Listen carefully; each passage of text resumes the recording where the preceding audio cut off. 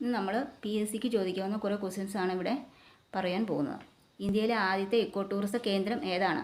തെന്മല. എല്ലാ പൗരന്മാർക്കും ഏത് മതത്തിൽ വിശ്വസിക്കുവാനും അത് പ്രചരിപ്പിക്കുവാനുമുള്ള അവകാശമുണ്ട്. ഈ പ്രസ്താവന ഏത് മൗലികാവകാശവുമായി ബന്ധപ്പെട്ടതാണ്? മതസ്വാതന്ത്ര്യത്തിനുള്ള അവകാശം. ഫക്രാനങ്കൽ അണക്കെട്ട് ഏത് നദിയിലാണ് സ്ഥാപിച്ചിട്ടുള്ളത്? സത്ലജ് നദിയിൽ. കേരളത്തിൽ ഒരു വൃക്ഷത്തിൻ്റെ പേരിൽ അറിയപ്പെടുന്ന വന്യജീവി സംരക്ഷണ കേന്ദ്രം? ചെന്തുരുണി വന്യജീവി സങ്കേതം. യക്ഷഗാനം എന്ന കലാരൂപത്തിന് പ്രചാരം സിദ്ധിച്ച ജില്ല ഏത്? കാസർഗോഡ്.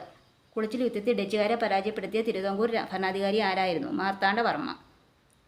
ഇന്ത്യയിലെ ഏറ്റവും വലിയ കൽക്കരിപ്പാടം ഏതാണ്? റാണിഗഞ്ച്. അലൂമിനിയത്തിൻ്റെ അയിര് ഏതാണ്?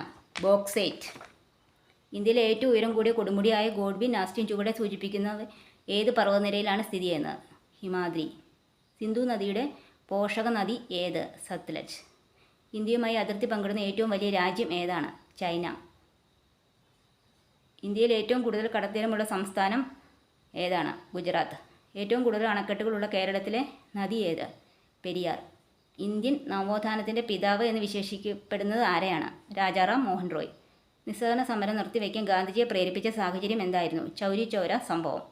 കേരളത്തിൽ പടിഞ്ഞാറോട്ട് ഒഴുകുന്ന നദികളുടെ എണ്ണം എത്ര? 41. ദക്ഷിണ ഭാഗീരഥി എന്നറിയപ്പെടുന്ന നദി? പമ്പ. സത്യശോധക് സമാജിന് നേതൃത്വം കൊടുത്ത സാമൂഹ്യ പരിഷ്കർത്താവ് ആര്? ജ്യോതിബ ഫുലെ.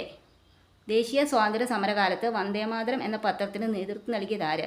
ലാല ലജ്പത് റായ്. ടിപ്പു സുൽത്താനിൽ നിന്ന് ബ്രിട്ടീഷുകാർക്ക് മലബാർ ലഭിച്ചത് ഏത് ഉടമ്പടി പ്രകാരമാണ്?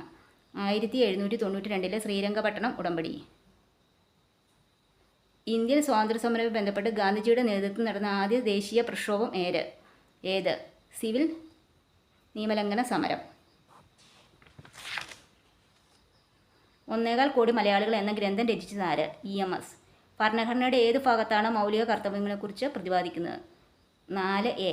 ഇന്ത്യയിലെ പരമോന്നത നീതിപീഠം ഏതാണ്? സുപ്രീം കോടതി.